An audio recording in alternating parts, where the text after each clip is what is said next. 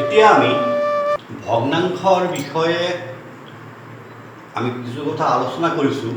এতিয়া আমি কিছুমান প্ৰব্লেম যি ধৰণৰ প্ৰশ্নৰ আমি সম্ভাৱ্যতা পাওঁ সেনেধৰণৰ 2-4টা ভগ্নাংশৰ সমস্যা আমি সমাধানলৈ চেষ্টা কৰিম। তাৰে প্ৰথম, Rita it half part of a cake, 1/3 part of the cake eaten by Nita, 1/3 part of the remaining cake, remaining 1/3 part of the remaining cake eaten by Nita. What portion of the cake remains?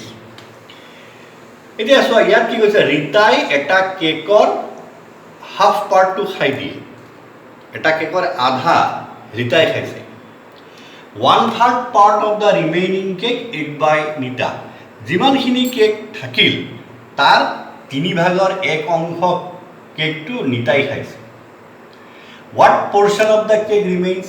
কেকটোৰ কিমান অংশ বাকী থাকিল? আমি এনেধৰণৰ প্ৰশ্নৰ সন্মুখীন হওঁ। এই প্ৰশ্নটোৰ অসমীয়া অনুবাদ হ'ব, এটা কেকৰ আধা অংশ ৰীতাই খালে, বাকী থকা অংশৰ, এই বস্তুটো মনত ৰাখিব, ৰিমেইনিং, বাকী থকা অংশৰ 1/3 অংশ নিতাই খালে। কিমান অংশ কেক বাকী আছে?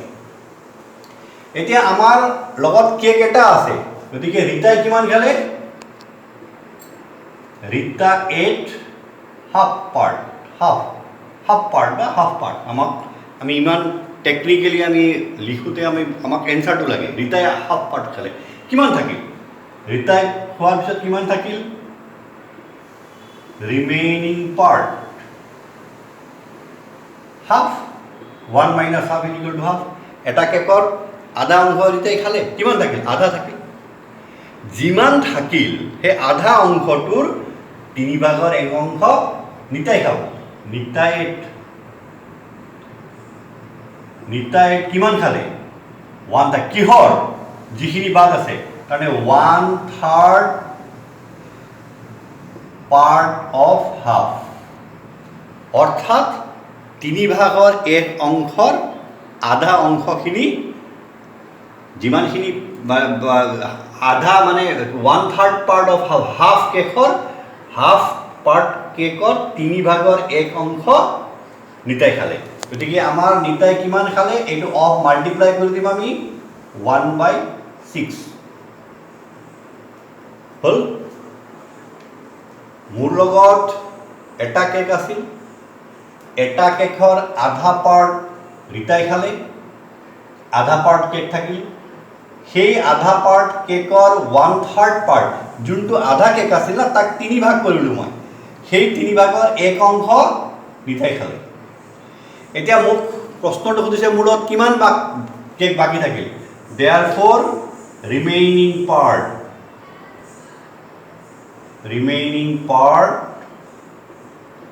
আধাটো ৰীতাই খালে, যিমানখিনি আধা আছিল তাৰ 1/6 তাই খালে, গতিকে কিমানখিনি পাৰ্ট মোৰ আছে? হাফ মাইনাছ 1/6, LCM 6, 2 - 6, 3 বাৰ 1, 3 - 1 2/6, 1/3, 1/3 অংশ কেক বাকী আছে। কিমান কেক বাকী আছে? Answer will be 1/3। Answer will be 1/3। গতিকে এইটোত আমি কনফিউজ হ'ব নালাগে। এনেকুৱা ধৰণৰ প্ৰশ্নত ৰিমেইনিং পাৰ্ট বুলি কোৱাৰ লগে লগে যিমানখিনি কেক আছিল সেই কেকৰ 1/3 অংশ নিতাই খালে, গতিকে 1/6 পাৰ্ট খালে টোটেল। গতিকে কিমান পাৰ্ট আছে? 1/3। ইমানখিনি কেক আমাৰ বাকী আছে। গতিকে এনেধৰণৰ প্ৰশ্নৰ আমি সন্মুখীন হ'ব পাৰোঁ। এতিয়া আমি আৰু এটা এক্সাম্পল লওঁ। আচলতে এনেধৰণৰ সমস্যাবিলাক, এক্সাম্পলবিলাক যদি আমি ছল্ভ কৰোঁ, আমাৰ কনচেপ্টটো ক্লিয়াৰ হৈ থাকিব।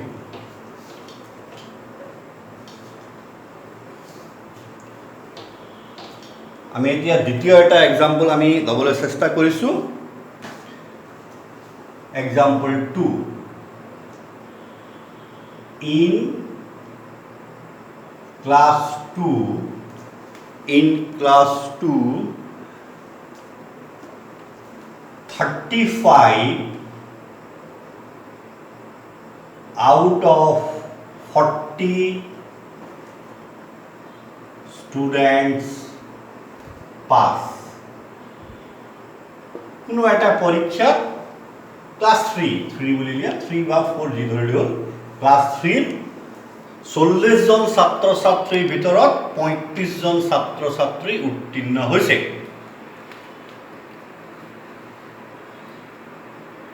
In class 4 আকৌ in class 4 40 out of 45 students passed. তৃতীয় শ্ৰেণীৰ পৰীক্ষাত 40 জন ছাত্ৰ ছাত্ৰীৰ ভিতৰত 35 জন ছাত্ৰ ছাত্ৰী কোনোবা এটা বিশেষ পৰীক্ষাত উত্তীৰ্ণ হৈছে। চতুৰ্থ শ্ৰেণীৰ পৰীক্ষাত 45 জন ছাত্ৰ ছাত্ৰীৰ ভিতৰত 40 জন ছাত্ৰ ছাত্ৰী কোনোবা এটা বিশেষ পৰীক্ষাত উত্তীৰ্ণ হৈছে। কোনটো শ্ৰেণীত বেছি ছাত্ৰ ছাত্ৰী উত্তীৰ্ণ হৈছে আৰু কিমান পৰ্চন কিমান অংশ বেছি উত্তীৰ্ণ হৈছে। ইয়াৰ পিছৰখিনি মই কুৱেশ্যনটো নিলিখোঁ বাৰু। ইন হুইচ ক্লাছ বা আমাক তোমালোকৰ আমি যি ধৰণৰ প্ৰশ্ন পাম তাততো আমাৰ অপশ্যন থাকিব।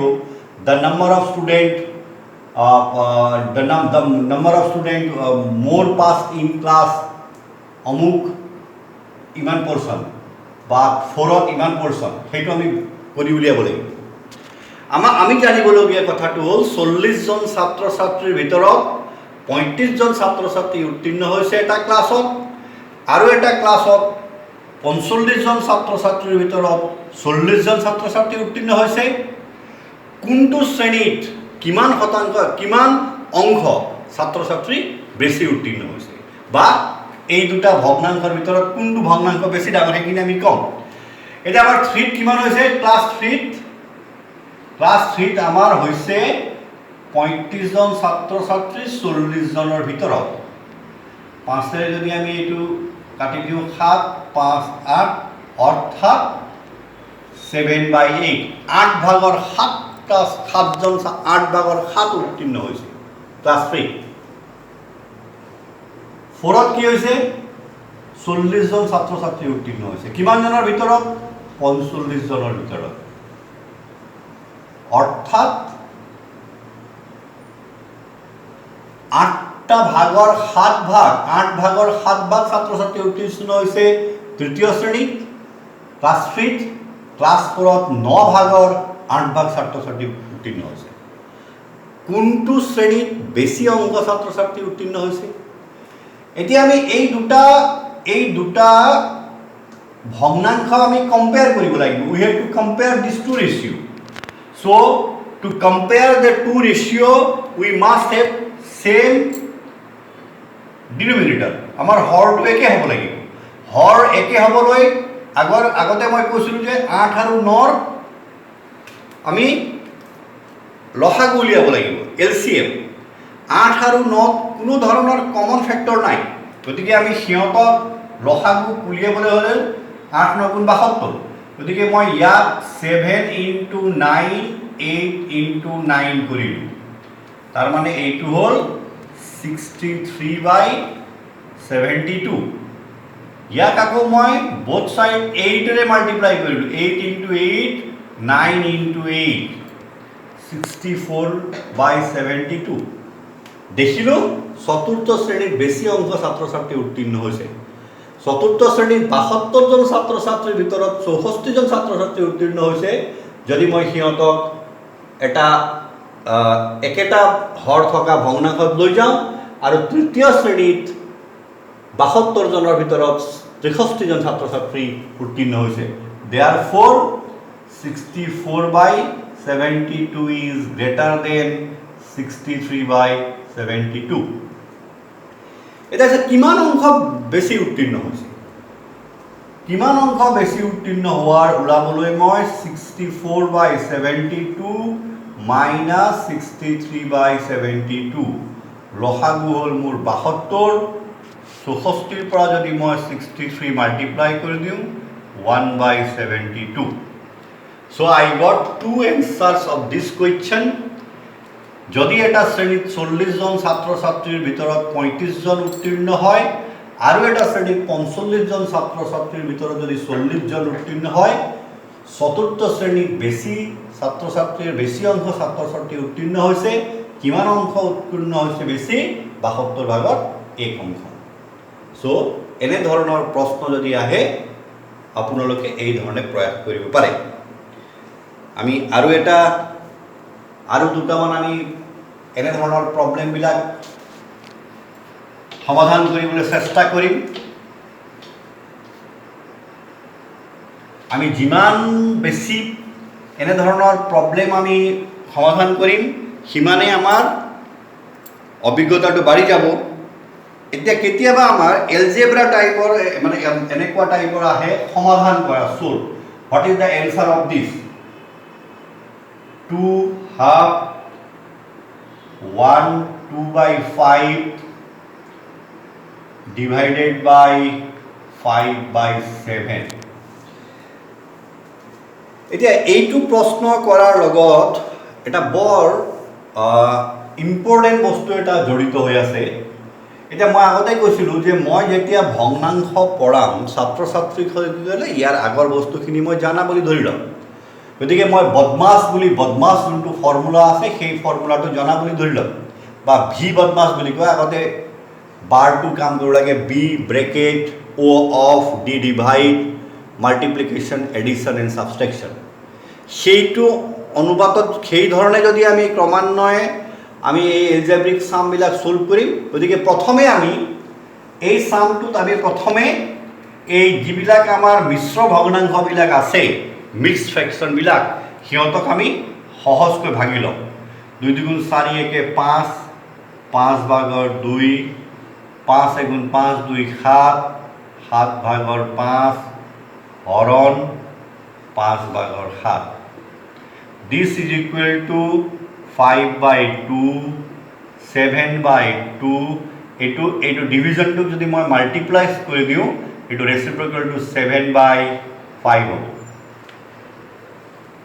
গতিকে এতিয়া আমি কিবা যদি কেনসেল কৰিব পাৰোঁ 5 টো মই কেনসেল কৰিলোঁ 49/4 ইজ দ্য এনসাৰ আমি এইবিলাক সামবিলাক যেতিয়া আমি কৰিম এতিয়া ইয়াত আৰু এটা প্ৰশ্ন আহিব পাৰে কেতিয়াবা কি কৰে এই 49/4 টো তোমালোক আমাৰ এনসাৰত নাথাকিব পাৰে আমি যেতিয়া এটা পৰীক্ষাত অৱতীৰ্ণ হওঁ আমি সাধাৰণতে নাৰ্ভাছ হওঁ আমি 49/4 পালোঁ আমাৰ এনসাৰটোত দেখিলোঁ আমি 49/4 নাই কেতিয়াবা এই বস্তুটো মিক্স ফ্ৰেকশ্যনত লৈ পেলাই এনেকুৱাও দিব পাৰে 4 10 40 49/4 এইটো হয়তো আমাৰ এনসাৰত অপশ্যনত থাকিব পাৰে গতিকে আমি তাত অলপ ধৈৰ্য সহকাৰে আমি যদি কৰোঁ এইটো হ'ব ইয়াৰ উত্তৰ এনে ধৰণৰ আমি বহুত পাম ব্ৰেকেট দিয়াবিলাক পাম সেইবিলাক যদি আমি সময় মিলাব পাৰোঁ আমি কৰিম তথাপি আমি এইটো এটা এনেকুৱা ধৰণৰ ল'লোঁ এতিয়া আমি আৰু এটা উদাহৰণ দিবলৈ চেষ্টা কৰিম নিশ্চয় পৰীক্ষাৰ্থীসকলে উপভোগ কৰিছে বস্তুখিনি এইবাৰ আমি অলপ এলজেব্ৰা আমি আনি পেলাই এটা চেষ্টা কৰিম এক্স এলজেব্ৰা অহাৰ লগে লগে আমাৰ যথেষ্টখিনি অসুবিধা হয় এনে ধৰণৰ এটা প্ৰশ্ন আহি আমি পাব পাৰোঁ if 5% of x plus 3/10 equal to 20 then the value of x will be চাৰিটা অপশ্যন দিয়া থাকিব পাৰে যদি xৰ 5% লগত 3/10 যোগ কৰিলে 20 হয় তেনেহ'লে xৰ মান কি হ'ব এতিয়া মই আগতে কৈছোঁ 5% to 5% মানে 5/100 এইটো বিষয় ছাত্ৰ ছাত্ৰীসকলে জনা বুলি মই ধৰি লৈছোঁ অফ মানে মাল্টিপ্লিকেশ্যন সেইটো বিষয়ে মই জানা বুলি ধৰিছোঁ মই গতিকে এইটো যদি মই এইটো কি কৰিম 5% বুলি কওঁতে 5/100 of into x plus 3/10 equal to 20 আমি কিহৰ ভ্যালু ওলাবলৈ গৈ আছো আমি xৰ ভ্যালু ওলাবলৈ গৈ আছো আসলে মই সৰু সৰু প্ৰত্যেক কথাবিলাক কৈ থকা কাৰণটো যোৱা বছৰ মই এনে ধৰণৰ এটা অফলাইন টেটৰ ক্লাছ কিছুমান কৰিবলগীয়া হৈছিল তেতিয়া এই প্লাছটো হিফালে নিওঁতে মাইনাছ কৰিলোঁ তেতিয়াও মই প্ৰশ্ন সন্মুখীন হৈছোঁ ছাৰ এইটো কিয় মাইনাছ হ'ল আচলতে ছাত্ৰ ছাত্ৰীসকলে যিসকল কলা বিষয়ৰ ছাত্ৰ ছাত্ৰী গণিতটো বিষয়টো পাহৰি যায় একো অস্বাভাৱিক কথা নহয় বাকীবিলাক বিষয়ৰ তেওঁৰ জ্ঞান থাকে কিন্তু গণিতৰ জ্ঞানটো কম থকাৰ কাৰণে ছাত্ৰ ছাত্ৰীবিলাক হয়তো উত্তীৰ্ণ হ'ব নোৱাৰে সেইকাৰণে মই প্ৰত্যেক বস্তুবিলাক যিমান পাৰোঁ মই সহজে বুজাবলৈ চেষ্টা কৰিছোঁ এতিয়া এই লগ ওপৰত 5 × x তলত 100 × 1 x তলত 1 আছে মাল্টিপ্লাই হ'ব 5x/100 20 এইটো যেতিয়া মই সিফালে লৈ যাম প্লাছটো এইটো মাইনাছ হ'ব 3/10 This implies 5x/100 equal to লসাগু 10 ইয়াত 20 তলত 1 আছে 10 আৰু 1 ৰ এলচিএম 10 1 এৰে 10 ক কৰিলো 10 10 × 20 200 minus 3 this implies 5x/100 is equal to 197/10 এতিয়া মই কিহত x ৰ ভ্যালু লাগে therefore x is equal to 197/10 multiply এইটো যদি হিফালে যাব ইয়াত ডিভাইড হ'ব উল্টি যাব ওপৰত যাব 100 তলত আহিব 5 10 এৰে 100 কাটিলে 10 বাৰ 5 এৰে 10 কাটিলে 2 বাৰ 2 7 গুণ 14 4 হাতে গ'লে 1 2 9 গুণ 18 একে 19 1 2 গুণ 2 দিছ এইটো উত্তৰ গতিকে এনে ধৰণৰ প্ৰশ্ন যদি আহো মই এনেকৈ কৰিম মই এইখিনিয়ে আজি বুজাবলৈ চেষ্টা কৰিলোঁ এতিয়া আৰু বিভিন্ন ধৰণৰ বিষয় আছে বিভিন্ন ধৰণৰ পাবা আশা কৰিছোঁ আপোনালোক কিছু হ'লেও উপকৃত হৈছে ধন্যবাদ